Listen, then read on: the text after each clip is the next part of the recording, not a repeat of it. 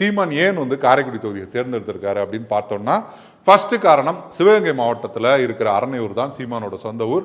அந்த வகையில் தன்னோட சொந்த மாவட்டம் அப்படின்ற அடிப்படையில் காரைக்குடி தொகுதியை சூஸ் பண்ணியிருக்காரு. காரைக்குடி தொகுதியை பொறுத்த வரைக்கும் தேசிய கட்சிகள் தான் போட்டியிடுறாங்க. தொடர்ச்சியாக ஒரே ஆட்கள் அந்த தொகுதியில் போட்டியிட்டு ஜெயிச்சு அப்படி ஸ்ட்ராங்கா அந்த மாதிரிலாம் கிடையாது. ஸோ சீமான் நிற்கும் போது சீமானுக்கு இயல்பாகவே அந்த தொகுதி ஒரு பாசிட்டிவான விஷயமா இருக்கும் அப்படின்னு பார்க்கப்படுது. 2024 தேர்தலில் சிவகங்கை நாடாளுமன்ற தொகுதிக்கு உட்பட்டு அந்த காரைக்குடி தொகுதியில் மட்டும் கிட்டத்தட்ட 28,000 வாக்குகள் நாம் தமிழர் கட்சி வேட்பாளர் வாங்கியிருக்காரு.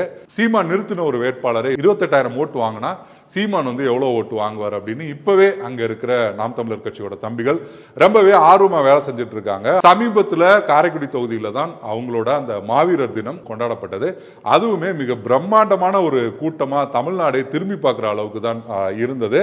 அதையும் தாண்டி நம்ம பார்த்தோம்னா சமூகம் சார்ந்து கூட இந்த ஒரு குறிப்பிட்ட சமூகம் தான் அதிகம், இந்த சமூகத்தோட ஆதரவு இருந்தால் தான் ஜெயிக்க முடியும் அப்படின்ற மாதிரி இல்லாமையும் இருக்கு. 2 நகராட்சிகள் வரக்கூடிய பகுதியாகவும் இருக்கு. பொதுவாக கிராமங்கள் சார்ந்துதான் அந்த வாக்குகள் வாங்குறது அப்படின்றது ரொம்பவே கஷ்டமா இருக்கும்.